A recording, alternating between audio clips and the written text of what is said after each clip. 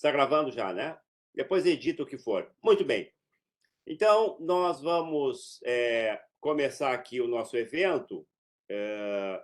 Eu gostaria, de um primeiro momento, trazer o meu agradecimento pessoal, em nome do Centro de Estudos do Poder Judiciário do Rio Grande do Sul, aos nossos convidados de hoje, para tratar do tema Direito Eleitoral em Debate. Tá?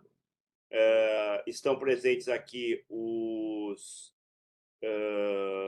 professores, advogados, né, militantes na área do direito eleitoral, doutor André Emílio Pereira Link, que é secretário-geral da OAB de Santa Cruz do Sul, advogado militante também nessa comarca e também no Estado, atuante de forma muito pontual na questão envolvendo o tema do direito eleitoral, estudioso do assunto, acaba de defender uma dissertação de mestrado que, para nossa felicidade, se viabilizou como livro, que estamos também aproveitando para noticiar o seu lançamento, sobre o tema compliance partidário, perspectivas críticas. Tive a satisfação e a honra de colaborar na condição de orientador, e também agradecer de forma muito especial a presença do doutor Guilherme Barcelos, especialista em direito eleitoral, em direito constitucional, militante na área também, não é? E agradecer a gentileza de ter encontrado um espaço na sua agenda para estar conosco, e o doutor Bruno Neves Leal, que é juiz federal lá na primeira região, juiz titular lá em Boa Vista, atuante neste momento também na jurisdição eleitoral, mestre em Direito, pela Universidade Federal do Rio Grande do Sul, e agradecer também a gentileza de ter encontrado um espaço na agenda para participar aqui. O perfil do dessas nossa atividade, chamada Diálogos Telemáticos, pautado pelo tom da informalidade, no sentido da perspectiva de trazermos as experiências muito pessoais que temos enquanto profissionais do direito, enquanto pessoas que se interessam pelos temas que estamos tratando, e também os aspectos mais sensíveis na percepção de cada qual do tema que está sendo aqui ventilado. Nós organizamos previamente esse evento trabalhando com o nosso público. Quem é o nosso público, né? O nosso público são os colegas desembargadores e juízes do Tribunal de Justiça do Rio Grande do Sul, assessores de desembargadores e juízes, não é? Também abrimos, desde a gestão do presidente Voltaire e agora na presidenta Iris, do Tribunal de Justiça do Rio Grande do Sul, abrimos esses eventos para universidades e alunos da área do direito, graduação e pós-graduação. Então, o nosso público é um público bem diversificado, é um público que tem interesses múltiplos em temáticas como essa, principalmente no direito eleitoral, que todos nós sabemos que tem muito pouco espaço nos cursos de graduação em direito. Tá? São tantas as matérias que têm que ser vistas e o eleitoral, infelizmente, não tem o espectro de abordagem e de tempo que deveria ter, a meu juízo, nos cursos de graduação em direito, modo geral, no Brasil. Tá? Então, é muito importante abrir um espaço como esse de debate, diálogo, para tratar dessas questões. Organizamos aqui preliminarmente o evento da seguinte maneira: começa falando aqui o doutor André Link a respeito dos seus temas de pesquisa e da sua percepção também enquanto profissional de direito, pelo prazo de até 20 minutos. Depois o doutor Bruno também faz as suas considerações a respeito da matéria que elegeu para abordagem, já ajustado anteriormente, e o doutor Guilherme também Barcelos faz as suas considerações sobre os temas mais sensíveis que elegeu para este encontro. Após o que, algumas interlocuções ainda podemos fazer aqui neste espaço. O evento será disponibilizado, porque gravado, no canal de YouTube do Centro de Estudos do Poder Judiciário, e assim que editado e formatado, nós enviaremos informações para os colegas sobre este material. De pronto, então, já passo a palavra ao doutor André Emílio Link. Enquanto cada qual desenvolve o seu tempo de fala, eu solicito que os microfones permaneçam desligados. Com a palavra, doutor André, então.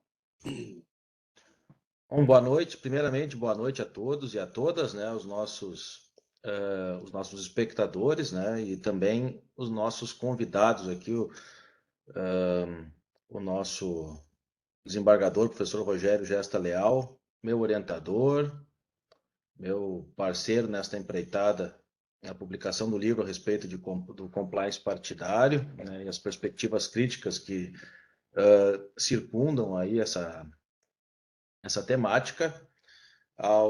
Minha saudação também ao doutor Bruno Hermes Leal, juiz federal, excelentíssimo, né, senhor juiz federal da primeira região, meu contemporâneo aqui no Colégio Mauá,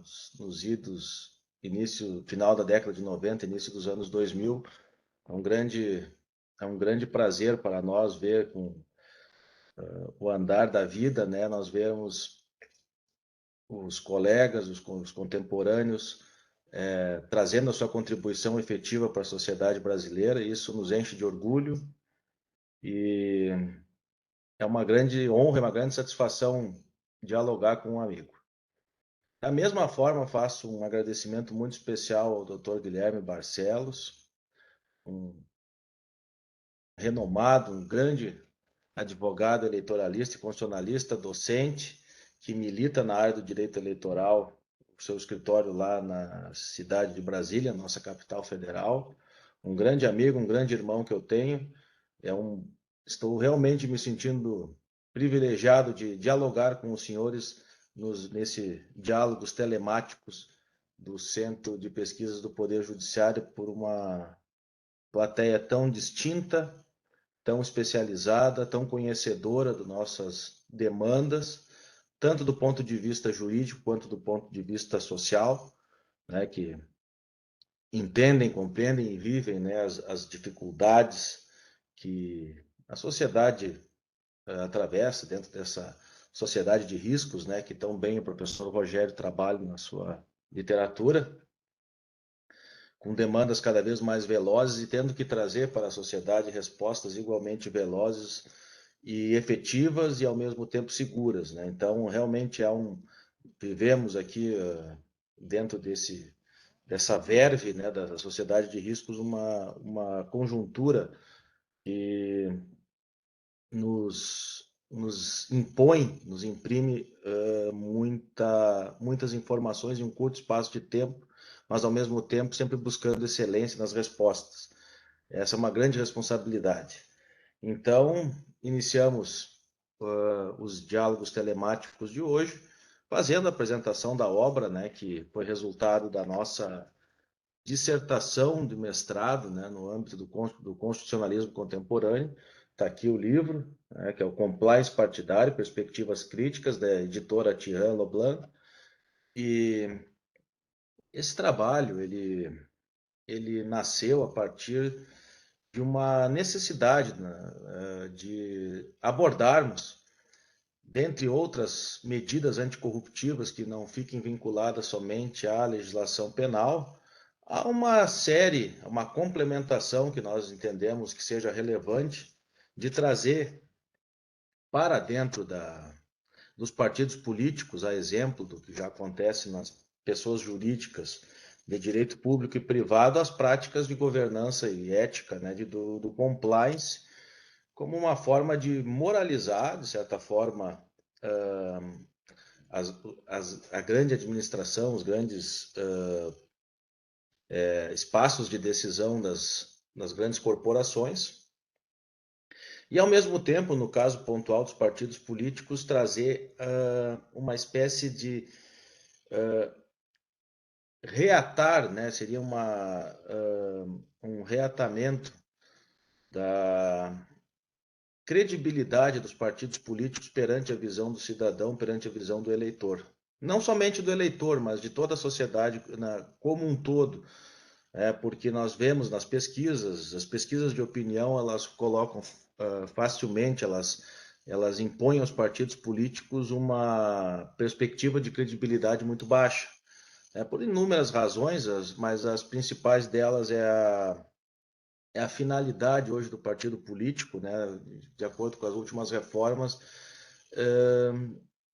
relegou a segundo plano o seu caráter programático estatutário dentro dos partidos, eles passando a ser basicamente legendas de grupos políticos dissidentes que, com o passar do tempo, vão fazendo coligações, vão se aproveitando da máquina, né, e vão estabelecendo, são muito mais partidos negociais do que partidos programáticos. Isso afasta, de certa forma, o eleitor da sua identificação. O eleitor não se sente contemplado com o conteúdo programático dos partidos, eles acabam personificando seus votos, né? Então nós vemos, não raras vezes, até pelo contrário, com muita facilidade, nós vemos votos, e agora nós estamos em plenas eleições gerais, nós vemos votos em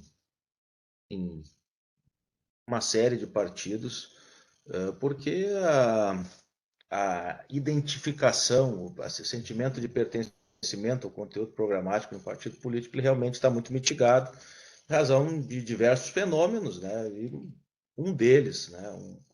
Um pequeno deles é essa ausência de identidade programática. Consequência disso, nós vemos essa distância eleitor-partidos políticos, e na nossa Constituição, embora exista uma discussão um tanto quanto relevante no Supremo Tribunal Federal, a partir de a interpretação de que o Pacto de São José da Costa Rica não impõe a filiação partidária como condição de elegibilidade, né? Existe, a partir dessa premissa, discussão das candidaturas avulsas, mas enquanto elas não são, quanto essa tese não é definida, ela vem sendo discutida no Supremo Tribunal Federal, e de certa forma isso, na minha visão, também é matéria para um outro diálogo telemáticos, tamanha a sua profundidade. O fato é que hoje os candidatos precisam estar filiados a um partido político. E nessa condição, o partido ele precisa ser uma entidade que traga para o eleitor um sentimento de pertencimento, que traga para ele contemplações, e que ele tenha de fato um sentido que não seja meramente negocial, que ele seja um sentido programático. E nessa linha nós temos que, a partir dos grandes escândalos de corrupção que foram apurados a partir das operações simbólicas aí mais representativas e recentes, né, que foram o Mensalão, a ação penal 470, no caso, e a Operação Lava Jato, nós tivemos um clima, né, um ambiente anticorruptivo muito forte, que levou, né, digamos assim, à aceleração de demandas de compliance nas grandes corporações, uma catalisação desse processo, de trazer, paralelamente ao combate repressivo da corrupção, práticas de boa governança, né, de transparência, de ética, de diligência prévia, de controle interno, de canais de denúncia, uma aproximação, né, desses institutos para com a sociedade como um todo, trazendo transparência e lisura aos processos, facilitando mecanismos de fiscalização aos órgãos de controle. E dentro dessa perspectiva, os partidos políticos não devem fugir dessa proposta. E com isso, né, nós investigamos, né, durante esse período de confecção da dissertação de mestrado, a viabilidade, né, e a plausibilidade de instituição do compliance partidário, né, para que os partidos políticos, tais quais as grandes corporações, também se submetam a essas boas práticas éticas de governança e controle, né, vamos dizer assim, até integridade. E nesse sentido nós aproveitamos o ensejo para analisar com o máximo de profundidade possível, dentro das nossas limitações, os PLs, né, são os projetos de leis que estão em tramitação no Congresso Nacional, são dois, né, o PL 429 de 2017, PL 60 de 2017, que vão trazer ali alguns pontos de contato com o compliance empresarial. E aí vão trazer os institutos ali com uma certa uma certa repetitividade, talvez. Essa é uma das grandes críticas que foram trazidas pela doutrina, em especial da ministra Maria Cláudia Buchianeri, né, que tem uma ministra do TSE, advogada militante em Brasília, e ora ministra do TSE, a respeito do compliance partidário. Ela é uma grande estimuladora desse processo. E dentro desse cenário que ela aduz, ela traz um paradigma, né, que é o modelo espanhol, que traz a responsabilidade objetiva dos partidos políticos, que traz a figura do compliance officer, né, que seria uma figura centralizadora, uma personificação de uma liderança partidária para dentro que se responsabilizaria pela concretização desse código de conduta, né, que seriam a que se submeteriam os partidos políticos. E ela faz as suas críticas, de uma boa parte delas eu tenho uma profunda adesão, né, porque ela tem muito conhecimento naquilo que investiga, e é uma profunda conhecedora da matéria, né? Ela, dentre as críticas mais pesadas ou mais sensíveis que ela faria, seria... Eu trago duas para o nosso diálogo, né, que eu acho que são interessantes. A primeira delas, né, que são a ausência de uma sanção efetiva. Então, nós temos a tipificação ali, principalmente no PL 60, né, de 2017, a gente vai ter ali uma série de tipificações, mas nós não vamos ter a correlata sanção. Então, foi de certa forma, uma insuficiência legislativa que vai demandar complementação caso venha a ser aprovado e sancionado. E uma certa reprodução legislativa que nós estávamos falando anteriormente, por exemplo, o PL 60, ele lembra muito, ele basicamente reproduz com leves adaptações ao cenário partidário o decreto 8.420 de 2015, que é o que regulamenta a lei anticorrupção, a lei 12.846. Então, o livro, agora trazendo para o cenário do livro, a gente abordou o nosso trabalho da seguinte forma. Primeiro, a gente contextualizou a corrupção enquanto fenômeno multidisciplinar, que é, né, a partir de um levantamento filosófico histórico a respeito do processo de corrupção e como ele se comportou nos regimes de governo, de poder ao longo da história, né, tanto na Idade Média como no absolutismo, depois foi entrando na monarquia, nas repúblicas, na era moderna. E no segundo momento a gente especifica a gente recorta essa corrupção para dentro do direito eleitoral, né, como ela se comporta dentro do direito eleitoral a partir de uma série de medidas, como financiamento de campanha, a própria corrupção enquanto tipo penal, as condutas vedadas, uma série de coisas. É realmente um assunto muito amplo, muito complexo. No segundo capítulo, a gente traz, dentro do livro, respostas estatais que foram trazidas, né, ao longo da história, né, que mitigam a corrupção. De fato, nós não estamos aqui de forma alguma, absolutamente, negando a importância dessas medidas. Acho que elas são importantes, foram importantes e são complementares às demais que são propostas a partir do compliance partidário, né? E aí vem uma série de medidas anticorruptivas, as próprias as organizações de combate à corrupção, planejamento do voto via o voto consciente, tem alguns desfechos da ficha limpa, e aí são questões polêmicas que também a gente traz no livro, prós e contras, né? Nem todo ficha limpismo, né, como o Dr. Cirineu aborda com bastante propriedade, né, que nem tudo na lei da ficha limpa, do ponto de vista jurídico, ele se viabiliza, né? Mas isso também é um assunto para um outro diálogo telemático, porque é muito complexo, é muito profundo, que a lei da ficha limpa, ela realmente é muito complexa. e o combate repressivo à corrupção, que aí a gente vai falar de operações, de grandes operações criminais, que não apenas as famosas, né, as vinheteiras, né, aquelas que a gente sabe o apelido, mas também as cotidianas, que existe no âmbito local, existe no âmbito municipal, existe de norte a sul.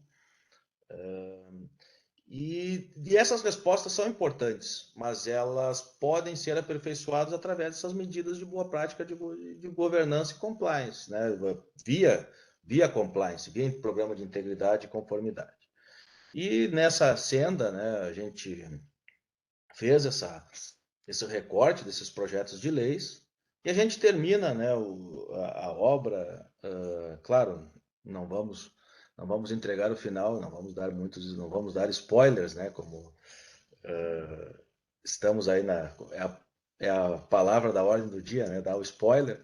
Não vou tentar não dar o spoiler, mas a grande preocupação que nos vem a partir do término da investigação é que, com o esfriamento desse contexto histórico anticorruptivo, porque hoje nós não estamos debatendo a corrupção na ordem do dia, do debate público, esses projetos de lei esfriaram sua tramitação, e a prova, acho que mais contundente dessa conjuntura, ela vem no fato de que o provável novo Código Eleitoral, que está em vias de entrar em vigor, nada fala a respeito ou muito pouco fala, ou vai falar por vias oblíquas, mas não com o olhar de levar de tratar a integridade partidária como uma prioridade. Até muito pelo contrário, ela discretamente vai aparecer na prestação de contas, que já é submetida a um rigoroso processo de controle interno, de controle da justiça eleitoral. É rigorosa a prestação de contas. Ela é, na minha visão, assim, o compliance, e acho que isso tanto a doutora Buchianeri quanto os demais pares que tratam do direito eleitoral, o compliance ele não deve ser sinônimo de prestação de contas, de fiscalização na tomada de contas. Ele é muito mais que isso. Ele é um modo de viver, digamos assim, do partido, que ele traga transparência, que ele traga credibilidade, que ele atraia o eleitor de volta para esse sistema, porque é o sistema hoje que está em vigência no país, e não existe outra forma de se candidatar que não seja pela via partidária. Então, eu tenho muita tranquilidade em afirmar que uma série de medidas, que são várias, né? Porque os estudos de compliance trazem isso, né?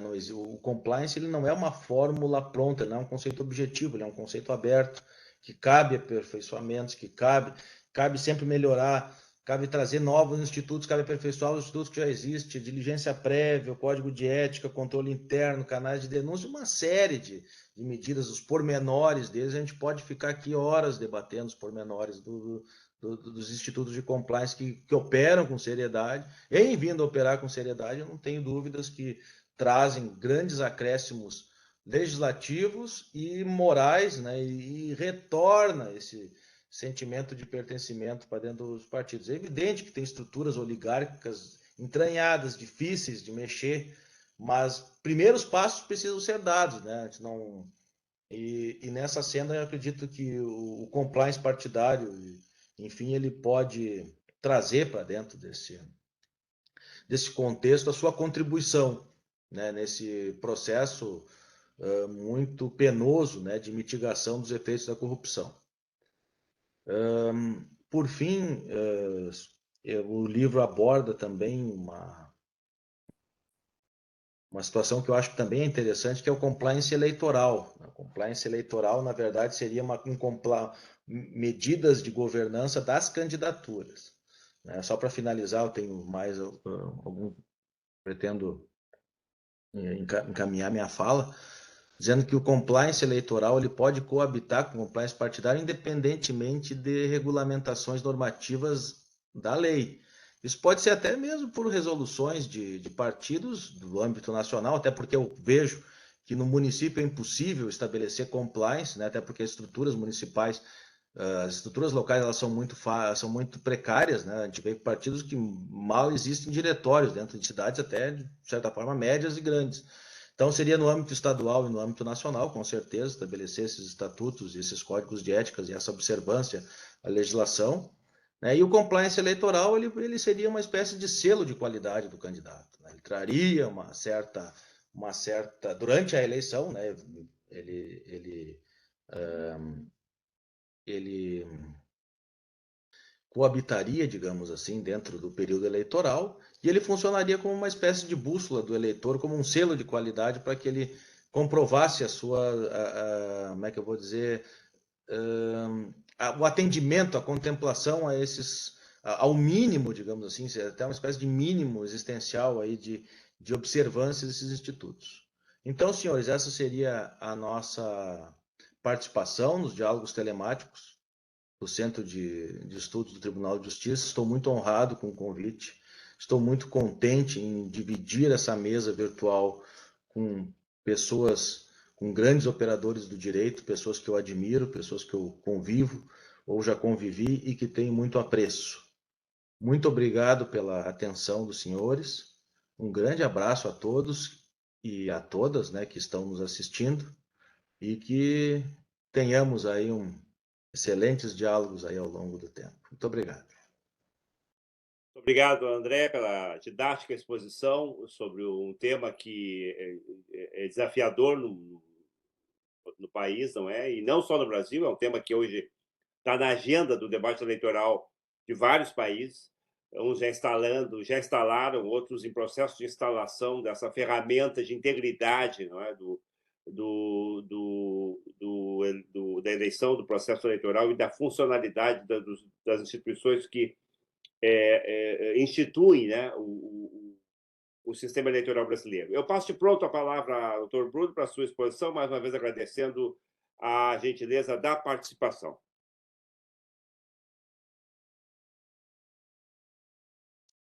Muito boa noite a todos. É uma satisfação estar aqui. Saúdo o vereador Rogério, organizador do evento, Dr. Link, coautor, o Guilherme, pela satisfação de reencontrá-lo, e um abraço afetuoso a todos quantos nos prestigiam com a merecida audiência num evento tão interessante e qualificado como esse. O meu nome é Bruno Hermes Leal, eu já fui, de certa forma, antecipado, eu sou juiz federal na 4ª Vara da Seção Judiciária de Roraima, que é uma vara especializada em matéria criminal, lavagem de dinheiro, organização criminosa, entre outros delitos. E todos os senhores sabem, mas não custaria relembrar, o artigo 120 da Constituição Federal diz que participam da composição dos tribunais regionais eleitorais os juízes federais, onde não for sede de tribunal regional federal, portanto, a representatividade da Justiça Federal se dá por um magistrado de primeira instância.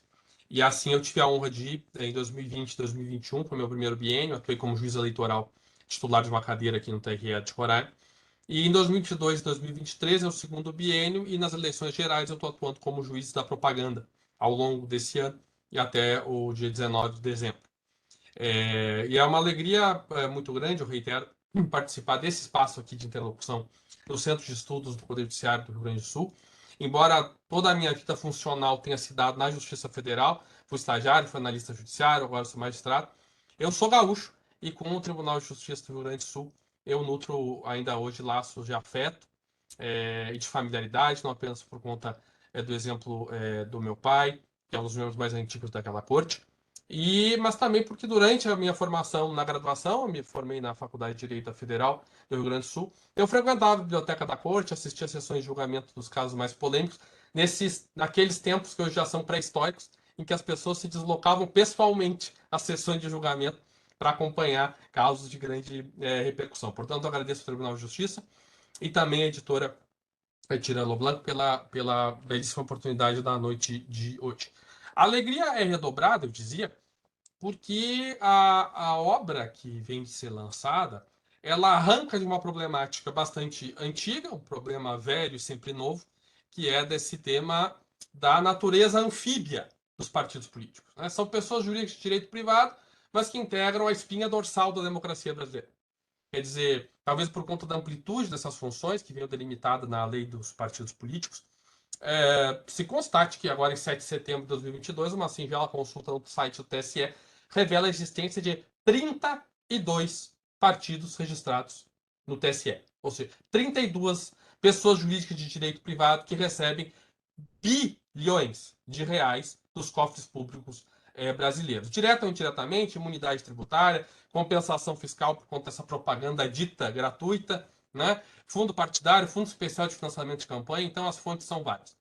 Mas não é só, como o André citou anteriormente, até que o Supremo diga o contrário no tema 974, repercussão geral, são essas mesmas 32 pessoas jurídicas de direito privado que definem em quem poderão votar os mais de 156 milhões de eleitores brasileiros. Não é difícil perceber, portanto, a atualidade desse tema e que a atualidade que nós possamos discutir, accountability, compliance, cooperação partidária para a prevenção e repressão de lavagem de dinheiro, corrupção e organização criminosa. Oxalá que esse livro colabore com escancarar as portas desse tabu, né, que é a aderência dos partidos políticos à Constituição e à legalidade brasileira.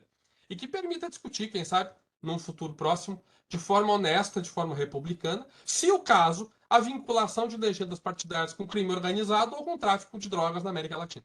Acho que essa é uma discussão que uma república séria deve estar preparada para ter em algum momento. Né?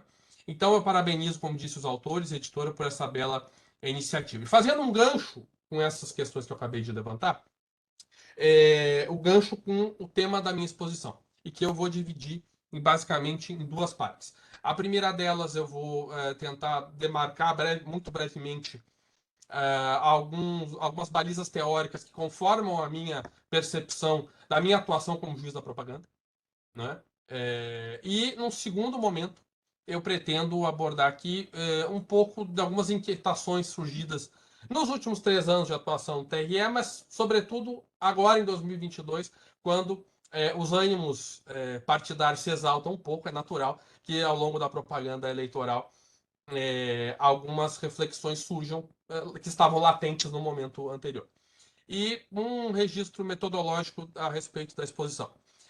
Atendendo à informalidade a que o nosso anfitrião se referiu, e também pelo elevada qualificação, não apenas dos que estão presentes aqui comigo, dividem a bancada, mas também, certamente, todos os nossos, o nosso público diversificado e muito qualificado, eu vou me abster de ler dispositivos de lei ou de resolução, e vou, quando for citar os números das representações referidas que foram julgadas no TRE, eu vou citar muito brevemente, isso vai estar gravado, quem tiver interesse pode depois recapitular a fita e pode acessar os números se tiver interesse, tá bem?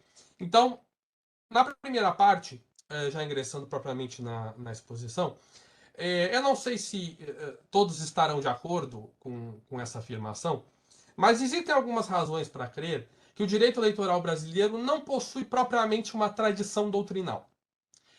E por tradição eu me refiro à existência aqui de uma, em termos bem sintéticos, né? Uma comunidade intelectual ininterrupta ao longo do tempo que permita a recapitulação, no exame de um autor contemporâneo, por exemplo, de uma retaguarda bibliográfica do último século. Nós temos, é certo, na história do nosso direito constitucional, comentaristas, grandes comentaristas de documentos constitucionais que, aqui e acolá, evidentemente, cuidam do processo eleitoral. Mas eu me refiro a uma dedicação mais sistemática, aguda e verticalizada à matéria eleitoral. Então, tirando alguns comentaristas do Código Eleitoral de 32, que completou 90 anos agora em fevereiro último, os manuais relativamente consolidados no nosso âmbito editorial recuam para falar dos fundamentos do direito eleitoral brasileiro, né? Recuam um tempo histórico até a década de 60 e 70, dos autores brasileiros. Um autor que é considerado clássico pelos autores contemporâneos, Fávila Ribeiro, que é algo como um ancestral paleolítico da genealogia da doutrina do direito eleitoral brasileiro, tem a primeira edição do seu curso em 1976. 1976. Quer dizer, quando se vai a Fávila Ribeiro nas primeiras páginas para falar sobre os fundamentos do direito eleitoral brasileiro, ele se reporta a quem? Autores franceses, italianos e alemães. Portanto, me parece que isso já nos dá algo sobre o que pensar. Nós não temos no direito eleitoral, segundo me parece, salvo o melhor juízo, nada equiparável à nossa tradição do direito penal brasileiro, do direito privado brasileiro, e muito menos do direito constitucional brasileiro. Isso gera alguns desafios dogmáticos bastante atuais. Por todas essas razões, que eu não vou me alongar mais por conta do nosso tempo, eu fui atrás, já tem alguns anos, de um marco teórico que me propiciasse algum conforto intelectual, alguma sistematicidade e algum estofo teórico para permitir a aplicação da jurisdição de forma isonômica e não discrepante de alguns princípios razoavelmente bem estruturados.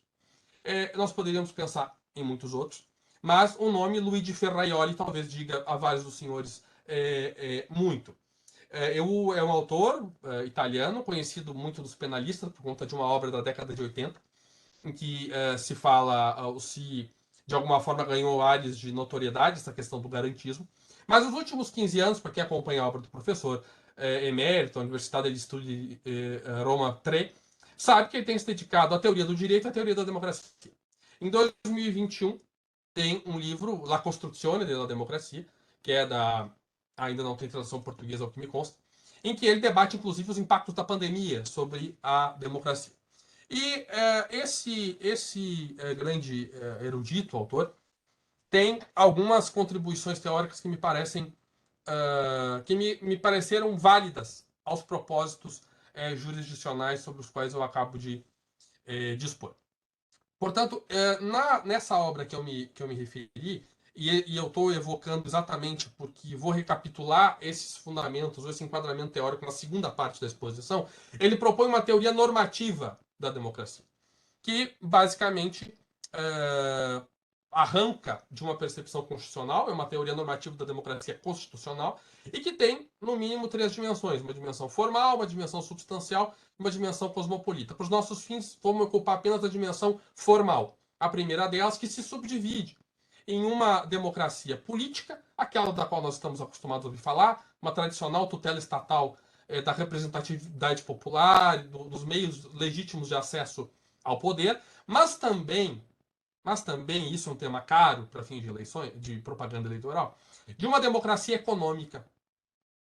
Dissertar sobre a intangibilidade do poder político, ou do processo político, ao poder econômico dos agentes empresariais de maior vulto. Portanto, esse garantismo político, e essa expressão está na página 302 do livro, garantismo político, ele perpassa a ideia de basicamente 4 instituições eleitorais de garantia. Garantia, garantismo, esse léxico retorna no pensamento do professor.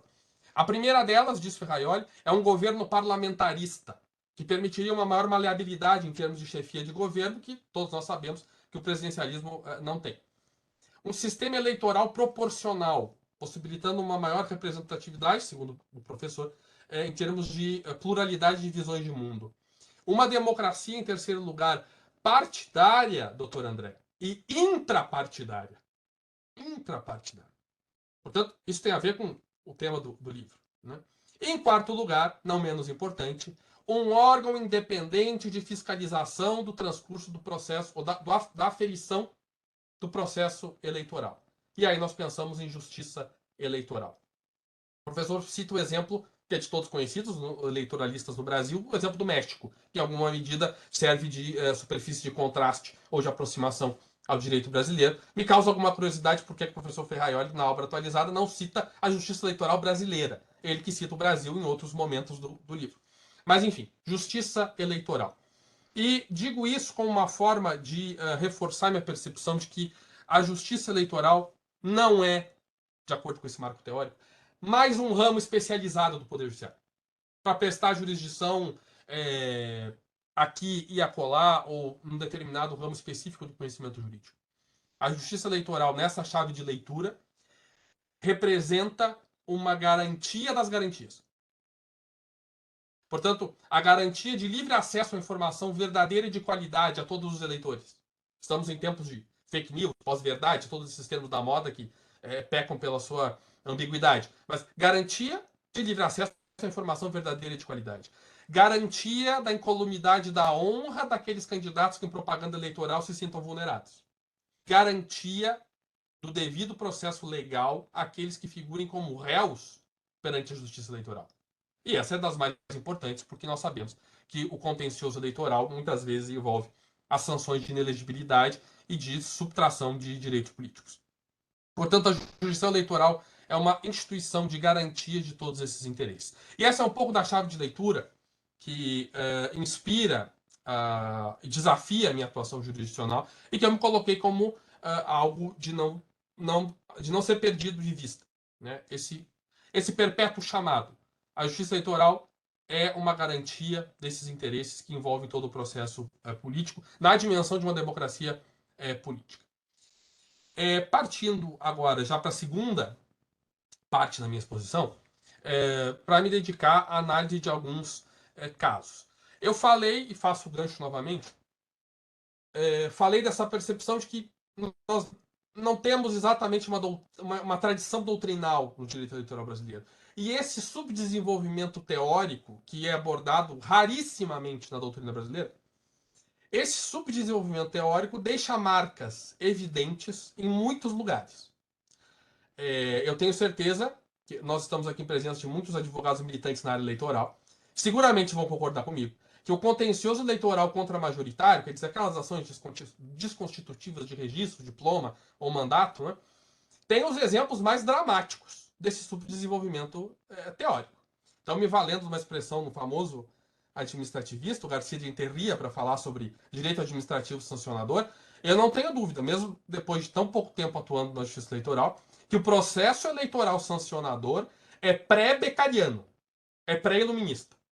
Porque ele desconhece os institutos de litispendência, bis in idem, reincidência, dosimetria. É algo realmente muito heterodoxo para um juiz criminal se aproximar da jurisdição eleitoral, e na justiça criminal nós estamos amarrados por tantas formas de recursos e uma tradição doutrinal com muito fôlego, chegar num contencioso eleitoral e ver que esses critérios têm que ser, quando o juiz está imbuído desse marco teórico que eu me referi antes, arrancar esses critérios das pedras. Porque ele não é facilmente oferecido pela doutrina eleitoral brasileira.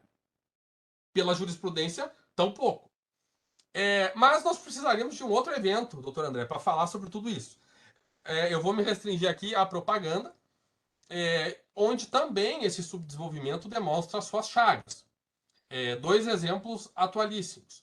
Agora, em 4 de setembro, há poucos dias, Ademar Borges e Alaor Leite publicaram um artigo na revista eletrônica Conjur, denunciando a leniência do Brasil em dar viva voz ao artigo 9A da resolução TCE 23610, que trata exatamente sobre a desinformação na propaganda eleitoral, conclamando a Justiça Eleitoral uma tomada de posição. E ali, nessa entrevista, fica claro algumas das nossas deficiências doutrinais.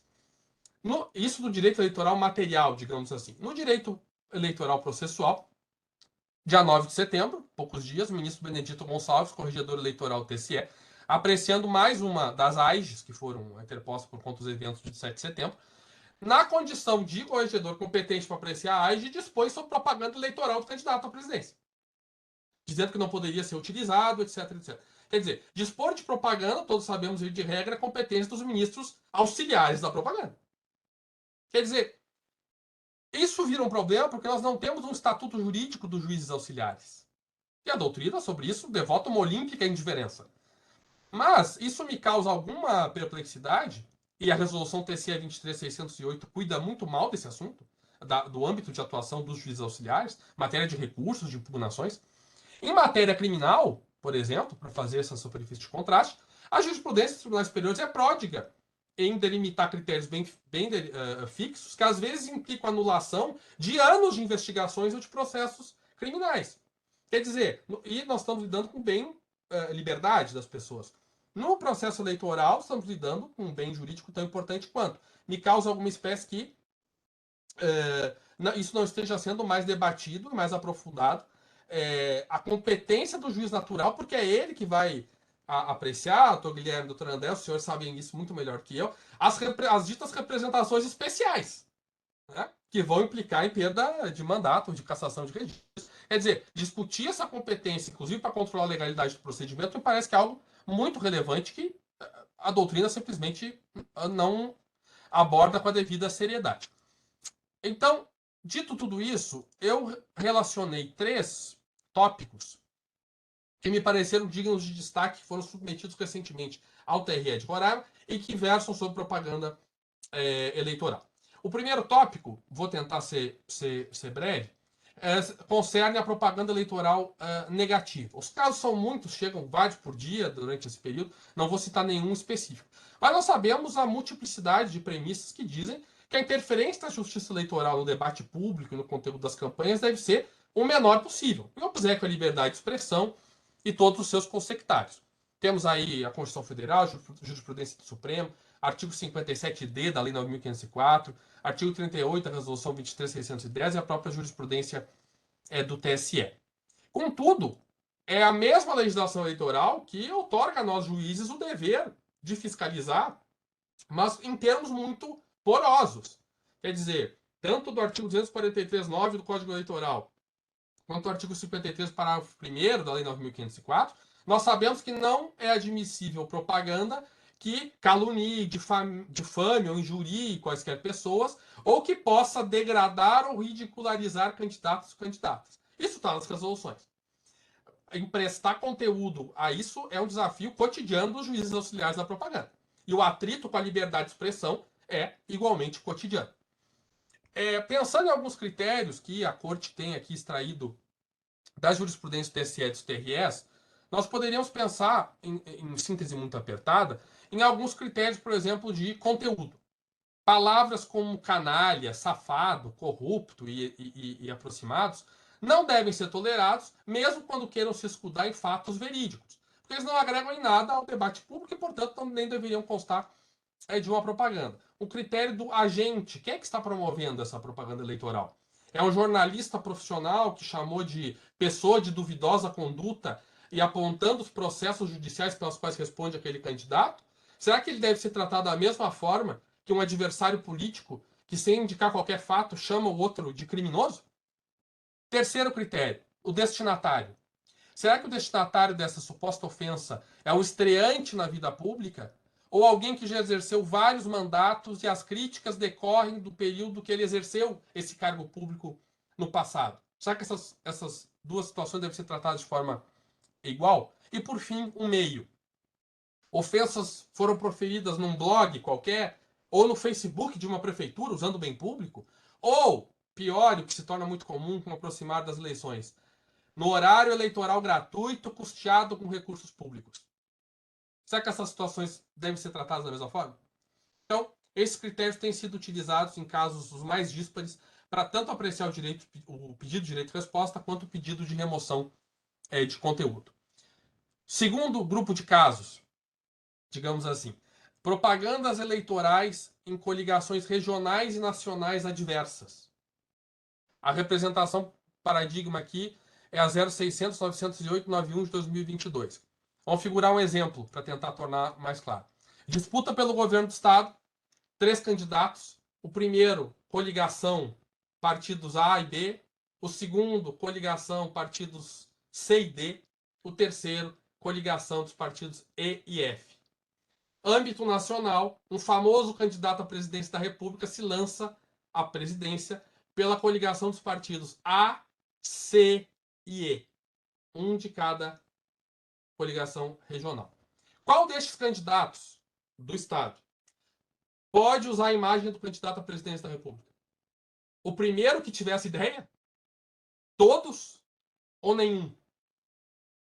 Talvez, se nós tivéssemos tornar mais complexo o exemplo, que é o caso aqui do TRE de Roraima, e se o partido B da coligação de um deles, do governo do Estado, lança o seu próprio candidato à presidência da República, que não é o da coligação nacional,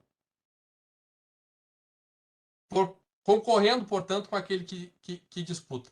Existe uma consulta antiga de 2010 do TSE, a consulta 120.949, relator ministro Aldir Passarinho, em que se decidiu que o candidato a cargo majoritário na circunscrição do Estado não pode utilizar na sua propaganda eleitoral imagem e voz de candidato a presidente da República quando seu partido estiver coligado em âmbito regional com outro que também tenha lançado candidato a presidente da República. Essa consulta tem sido arguída por advogados em alguns lugares pelo Brasil, eu tenho certeza de Roraima e Paraíba que eu vi os precedentes. Só sucede que essa consulta é de 2010 e desde então a legislação eleitoral sofreu modificações, né? O artigo 45, parágrafo 6º da Lei 9.504 segue autorizando, né, que o partido político utilize na propaganda eleitoral de seus candidatos em âmbito regional a imagem, a voz de candidato ou militante de partido político que integra sua coligação em âmbito nacional. E a vedação que o TSE fez na época se baseou no artigo 54 da Lei das Eleições, que sofreu uma modificação em 2015, que nada mais diz respeito àquelas limitações. E ainda que não fosse isso, né, poucos meses depois, numa outra consulta, 64740, relator ministro Lewandowski, houve um julgamento em que o TSE inverteu a posição. Ou seja, foi-se colocada a ele a possibilidade de que os 3 candidatos que se disputam o governo do Estado, os 3 utilizem a imagem do mesmo presidente da República, ou do mesmo candidato à presidência da República. E quais são os impactos disso na moralidade, na licitude e no convencimento da população sobre a regularidade dessa coligação. Eu vou me dirigindo ao final, mas só para averiguar aqui também, nesse caso, a importância da justiça eleitoral como uma garantidora, porque o TSE disse que, extinta a verticalização das coligações majoritárias, a responsabilidade pela deslegitimação, pelo descrédito das coligações, está por conta dos partidos. E, portanto, a justiça eleitoral não poderia intervir e essa eventual situação dos 3 candidatos adversários ao governo do Estado utilizarem o mesmo candidato à presidência da República é algo que terá que ser decidido pela população nas urnas. Portanto, não é o caso e nessa representação, para quem tiver interesse, eu neguei a liminar. Não, que eu saiba, ainda não houve recurso ao plenário, mas da decisão de mérito que depois foi proferida. Mas essas inquietações eu gostaria de dividir com os senhores. Teria um terceiro caso, eu já avancei no meu tempo, eu vou encerrar de forma muito sintética aqui, que fala sobre o acesso dos partidos ao horário gratuito na televisão. Horário gratuito da televisão. O paradigma aqui no TRE de Roraima, representação 0600 960 87 2022, e que coloca em evidência aquela dimensão formal da democracia econômica do Ferraioli que eu falei no início. Por quê? Porque o artigo 67 da resolução do TSE 23610, ele diz que as mídias do horário eleitoral gratuito, doutor Guilherme, devem ser gravadas e apresentadas em meio de armazenamento compatível com as condições técnicas da emissora. E o que é que as emissoras estão fazendo? Muitas emissoras estão terceirizando isso para sociedades empresárias que às vezes ficam em outros estados, responsável por digitalizar, por trabalhar essa mídia, para devolver para que elas insiram. Os senhores entenderam? Coloca um terceiro nessa triangulação. E essa sociedade empresária, é claro que cobra o seu custo por cada mídia. E os partidos têm levado isso ao Poder Judiciário Eleitoral para contrastar essa prática com a garantia de gratuidade que a Constituição autoriza aqueles partidos que tiverem a cláusula de desempenho, ou que tiverem a representatividade lá do artigo 17, parágrafo 3º. Isso aconteceu em Roraima, no Rio Grande do Norte e no Rio Grande do Sul. Esses são os que eu tenho certeza, porque eu vi os precedentes. Com relação ao Brasil, deve estar se repetindo da mesma forma. E o interessante que nesse caso eu concluo é que as conclusões foram díspares. O TRE do Rio Grande do Norte, por exemplo, já tem formando uma jurisprudência dizendo que a gratuidade garantida pela Constituição não pode ser manipulada por atos subalternos. O ato subalterno aqui é a resolução do TSE. Ou seja, a emissora não pode manipular isso para gerar lucro para pessoas jurídicas de direito privado e empresariais. E aqui, na minha decisão, eu citei o recurso eleitoral lá do Rio Grande do Norte. No TRE do Rio Grande do Sul, desembargador Rogério, mas em 2020, a decisão foi inversa, dizendo que a pretensa gratuidade não alcança atos preparatórios da apresentação dos programas eleitorais. E quando fui elaborar minha decisão, realmente fiquei muito impressionado por ambos os argumentos. Contudo, procurei no conceito de gasto eleitoral, do artigo 2610 da Lei 9.504, que existe essa previsão de que se configura gasto eleitoral a produção de programas de rádio, televisão ou vídeo, inclusive os destinados à propaganda gratuita. Então, é possível fazer um distinguish aqui, pelo menos foi uma conclusão provisória que eu cheguei quando tive que decidir liminarmente a questão, uma questão tão rica, tão interessante, e estava albergado nesse conceito de produção também um custo previsto pela legislação. Como eu disse, os assuntos da propaganda eleitoral seriam muitos. O meu tempo já se encerrou, eu vou esgotar, já se esgotou e eu vou encerrar a manifestação, dizendo que, somando-se a nossa carência de uma tradição doutrinal, o judiciário tem que dar respostas expeditas. Nenhum ramo do direito é tão marcado pela celeridade quanto o direito eleitoral. Então não é possível esgotar todas as formas antes de deferir uma liminar, ou de analisar um pedido de liminar. Então, quis selecionar esses casos para compartilhar com os senhores. As respostas que eu propus a essas inquietações são rascunhos intelectuais que foram esboçados na peça que a jurisdição exige, e eu encerraria ainda com Ferraioli. A beleza dessa travessia é de conferir um novo fascínio à ciência jurídica. Ou seja, problemas tão fascinantes vão tornar necessariamente, ainda que seja a reboque, o direito eleitoral um ramo digno de uma tradição no direito eleitoral, para o que eu tenho certeza que esse evento contribui e muito. Muito obrigado a todos pela atenção e perdoe-me pela extensão. Nós te agradecemos a gentileza da manifestação também didática e provocadora, doutor Bruno, e de pronto passo a palavra para a sua manifestação, doutor Guilherme Barcelos, agradecendo mais uma vez a gentileza da participação. Embargador Gesta Leal, doutor Bruno Hermes Leal, doutor André Link, meu amado amigo, meu amado irmão, senhoras e senhores, é um prazer muito grande estar aqui, dividindo esse espaço com os senhores, um espaço de muito aprendizado para mim, eu posso dizer. Doutor André, parabéns pela fala. Doutor Bruno, confesso que fiquei muito feliz por ouvir a sua fala, especialmente vinda de um juiz que agora milita na Justiça Eleitoral e que trouxe, doutor Bruno, muitas inquietações que são nossas também. E inquietações que não se resumem à magistratura, ao Ministério Público, à advocacia, mas sim àqueles que efetivamente se dispõem a pensar e a externar pensamentos sobre a matéria. Confesso que fiquei muito feliz por ouvi-lo e, de pronto, já lhe convido para vir para cá. Deixe a seara penal, a jurisdição penal, e, quem sabe, venha para cá, inclusive na academia, pois será de muita valia para todos nós, não tenha dúvida. Meus efusivos parabéns pela fala, confesso que gostei demais e fiquei muito feliz por ouvi-la. Meus caros, nós estamos aqui diante de um livro que já nasce clássico. O livro do desembargador Rogério, o livro do meu amado amigo, meu amado irmão André. É um livro, falo sem medo de ser feliz, que já nasce clássico. O que é um clássico? Bom, o nosso dicionário de língua portuguesa designa um clássico como algo que serve como modelo, algo que é exemplar.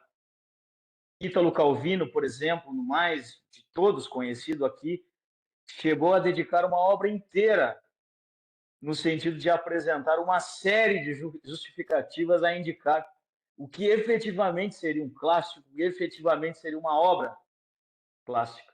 E dentre as tantas justificativas que ele traz, uma delas me parece a mais oportuna, que disse ele, que um clássico seria aquele livro que nunca se esgota e que tem sempre algo a dizer ao seu leitor. Norman Mailer, por sua vez, desembargador, doutor Bruno, doutor André, afirma que o clássico é aquele livro que é sempre atual, o livro de atualidade permanente. Então, senhores, para início de conversa, eu não posso deixar de dizer, estamos aqui diante de um clássico, de um livro que já nasce sendo um clássico. Eu não tenho dúvidas, e digo com muita felicidade, não tenho dúvidas de que essa obra é uma obra referencial, inclusive como um farol, e o detalhe é muito importante, como um farol a iluminar os debates parlamentares, que agora o André trouxe a informação, se encontram em estado de latência. Essa obra não apenas pode, como deve servir de importante farol inclusive para os debates parlamentares que provavelmente voltarão pós-eleição, não é? E quanto à obra, eu não tenho dúvidas de que a ela fomos, no meu caso, pela primeira leitura que fiz, e a ela voltaremos muitas vezes. Não tenho dúvidas, por fim, para iniciar essa introdução da minha fala, que muitas edições virão pela frente. O tema é atual, o tema é muito importante, a necessidade de se discutir isso é de relevância, de envergadura. Então, desembargador Rogério, doutor Bruno, os senhores estão de parabéns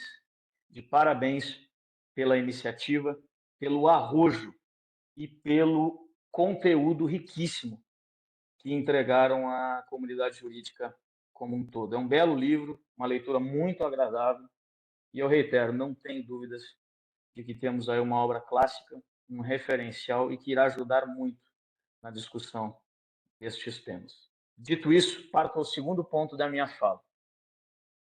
Senhores, nós estamos hoje imersos em um modelo de financiamento da política, aqui em sentido geral, que é predominantemente público.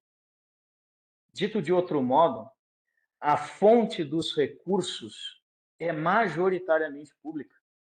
Valendo citar no âmbito partidário, Bruno, o nosso conhecido fundo partidário, mas também no âmbito eleitoral, propriamente dito, no âmbito das contendas, no âmbito das disputas pelo voto, o Fundo Especial de Financiamento de Campanhas, que movimenta bilhões de reais. Ao mesmo tempo, nós vivemos, todos sabemos, em uma república. E a república, ou o princípio republicano, demanda, dentre outras coisas, transparência no trato da coisa pública. Demanda, em outras palavras, doutor Bruno, o senhor referiu esse termo, demanda aquilo que os norte-americanos chamam de accountability. Dinheiro no mais, eu acho que a ressalva é importante, dinheiro no mais é poder, sobretudo se considerarmos que a democracia tem custos, sobretudo a democracia eleitoral. Lembrando aqui, então, nesse caminho da velha, mas atual, porquanto clássica, afirmativa de Montesquieu, quem tem poder tende a dele abusar. E se quem tem poder tende a dele abusar, os mecanismos de controle deste poder ou do exercício dele devem necessariamente estar postos. Mas não apenas pela lei, em sentido estrito, não apenas pela lei eleitoral, em sentido estrito. Por que não trazer esses mecanismos de controle ao âmago dos partidos políticos? É aí, em resumo, em um apertado resumo, é aí que essa bela obra se insere. Por um lado, como uma ode à transparência, e por outro, como um importante vetor de compreensão acerca da necessária ou da indispensabilidade da chamada accountability. Accountability que deve nortear a aplicação dos recursos partidários, dos recursos eleitorais, dando a eles a devida destinação, observada a legislação de regência, mas, como eu disse, e como o André muito bem disse no início da conversa, não apenas pela legislação vigente, válida e eficaz. Este livro vai além. E, ao ir além, é que ele vai lidar com um tema caríssimo a todos nós, tenhamos filiação partidária ou não, sejamos partidários de A ou de B ou de nenhum deles. A obra lida com um aperfeiçoamento desse sistema a partir da criação e da consolidação de mecanismos internos de controle, o que só faz, doutor André, doutor Bruno, desembargador Gesta Leal, só faz, me corrijam por favor se eu estiver errado, só faz reforçar a absorção do princípio republicano do republicanismo no âmago dos partidos brasileiros. E os partidos, disse bem o doutor Bruno, não são poucos. Poderíamos, enfim, ficar apenas aqui. Eu trouxe 3 questões que irei rapidamente expor a seguir. Poderíamos ficar apenas aqui. E apenas aqui a importância, a relevância, a pertinência dessa obra, dessa bela obra, já estaria posta. Antes de adentrar ao último tópico da minha fala e a desenvolver essas 3 questões que eu quero destacar, um parêntese. Os senhores, desembargador Rogério, doutor Bruno, apesar de lançarem luz sobre um problema aqui no Brasil, é histórico, não é? Que é o problema da corrupção, os senhores, e com o que eu concordo, jamais buscaram menosprezar os partidos. Os senhores, pelo contrário, reconhecem ou reconheceram nessa obra a importância dos partidos políticos. Importância, inclusive, como canal de comunicação entre sociedade e poder constituído. Nós sabemos bem, e a história está aí para demonstrar, que quando esses canais de comunicação ou de intermediação, de contato, eles se rompem, o futuro geralmente não é dos mais proveitosos, sobretudo à luz do prisma do princípio democrático. Quando se quebra ou se quebram esses canais de comunicação, o populismo se instala. E se instala em que sentido? No sentido de absorver numa pessoa apenas, essa interlocução. Pessoa que despreza esses canais de comunicação, inclusive a justiça, neste caso a justiça eleitoral, absorvendo para si essa missão, como sendo ou como se fosse o grande representante do povo, pouco importando o resto, pouco importando o parlamento, pouco importando a justiça, pouco importando a imprensa, pouco importando a academia e por aí vai. Então eu deixo esse parêntese, fechando aqui, para trazer no mais novos parabéns aos senhores, novos parabéns, novos cumprimentos dessa obra, que em momento algum despreza os partidos, senão procura defendê-los, e defendê-los a partir de uma investida muito rica, que nada mais é do que uma investida de aprimoramento, uma tentativa de aprimoramento, e nós, convenhamos, estamos aí todos para aprender, para melhorar, assim o é no nosso aspecto individual, seja na questão profissional, na questão pessoal, na questão acadêmica, e assim também deve ser, me parece, no campo institucional, e os partidos estão aí sim para melhorar, para aprimoramento. Dito isso, passo ao terceiro e último ponto da minha fala. E nesse último ponto, senhores, há 3 questões que eu quero destacar. E eu farei aqui rapidamente para devolver a palavra. A primeira é a coragem dos senhores.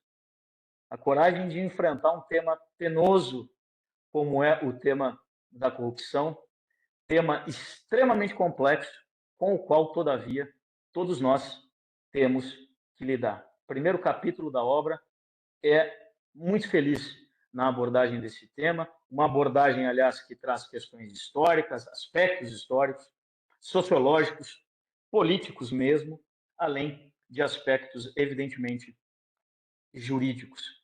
E vocês foram muito felizes, desembargador, doutor André, em transitar por este campo, traçando uma escolha de abordagem, um método, melhor dizendo, um método de abordagem multidisciplinar. A pesquisa ficou muito boa, muito bonita e muito rica. Então, a primeira questão, a coragem dos senhores. A segunda questão, a humildade demonstrada pelos senhores. A humildade demonstrada pelos senhores, humildade no sentido de terem partido de outras áreas do direito, deixando muito clara a intenção de aprender com os demais ramos, especialmente com o direito privado especialmente com o direito empresarial, cuja prática, e os senhores reconhecem, a prática do compliance se encontra muito mais avançada, muito mais consolidada ou mesmo desenvolvida. Eis, num segundo momento, outro grande mérito dos senhores, a partir da confecção dessa bela obra. A coragem é o primeiro, a humildade o segundo. E o terceiro?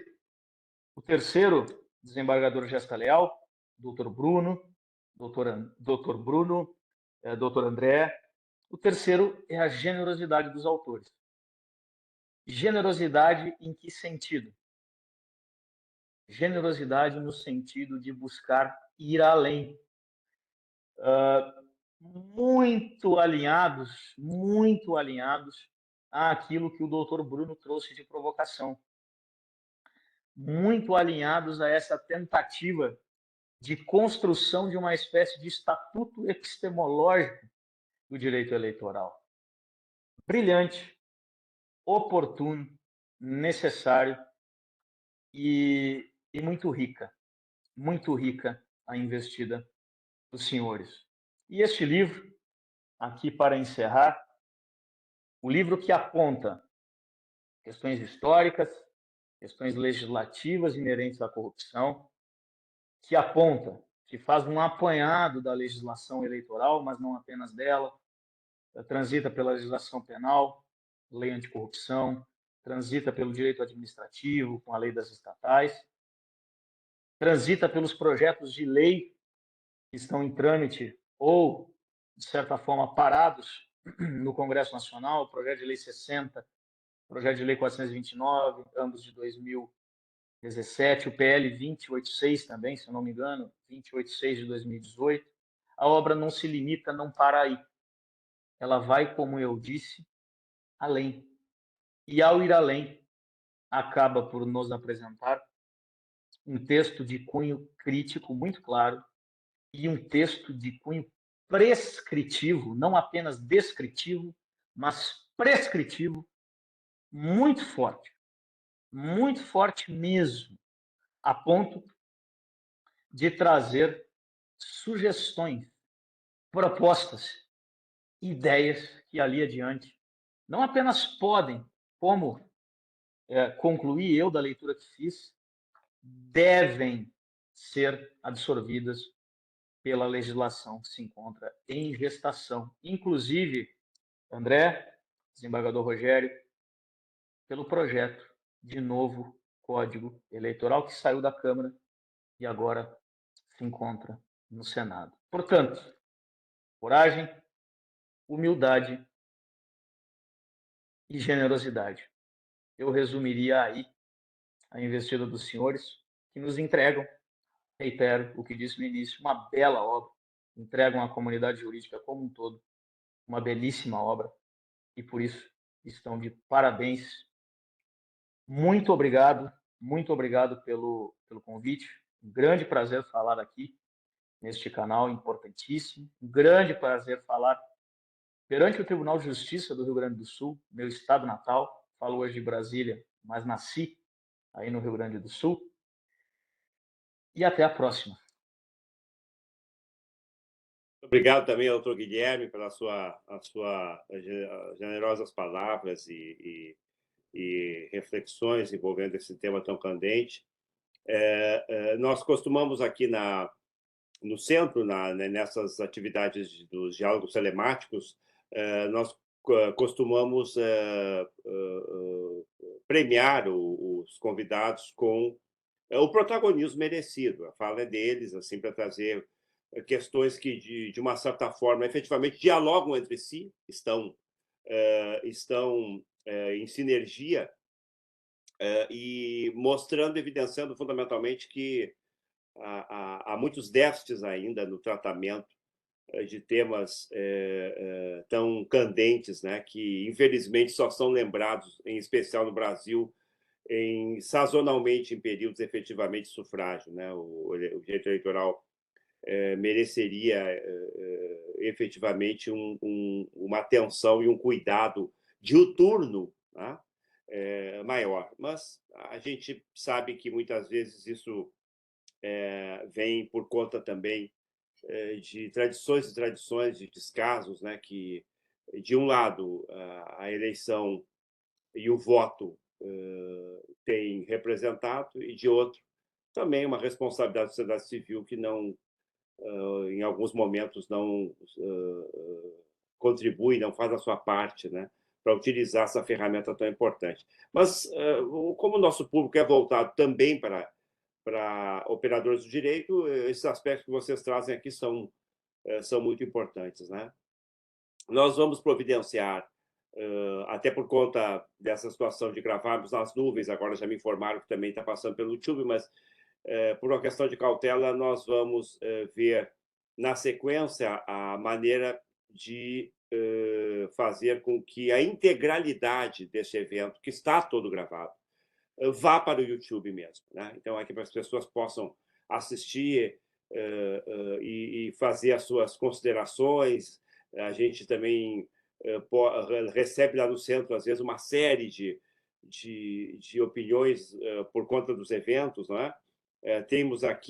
Já tínhamos ali quase 100 pessoas online no YouTube, e os registros agora estão vindo aqui, os senhores já estão assistindo alguns, mas eu quero agradecer também ao público, ao nosso público, que tem sido tão receptivo a esses projetos, né? O centro hoje está sob a coordenação do estimado colega e amigo do vereador Leonel Weiler. Eu estive na coordenação do centro até o final do ano passado, e agora o estimado Leonel, que já me acompanhava lá como coordenador da área de direito público, assume a coordenação, e eu estou aqui contribuindo também, na medida do possível, né, para que a gente possa fazer essas interlocuções. Então, agradecer ao Leonel como diretor-geral do centro, a presidenta Iris, do nosso Tribunal de Justiça do Rio Grande do Sul, que é uma grande incentivadora do centro também, a primeira presidenta mulher, né, do Tribunal de Justiça do Rio Grande do Sul, uma pessoa de uma sensibilidade ímpar, um compromisso destacado com a formação da magistratura e do vínculo da magistratura com a sociedade civil, e, portanto, a gente está cumprindo esse papel aqui à risca. Então, de novo, amigos, muito obrigado pela presença de vocês, as manifestações, e em seguida vocês receberão nos e-mails o link para o acesso da gravação lá no YouTube, tá bem? Fiquem com saúde, em paz, e até uma próxima oportunidade. Boa noite.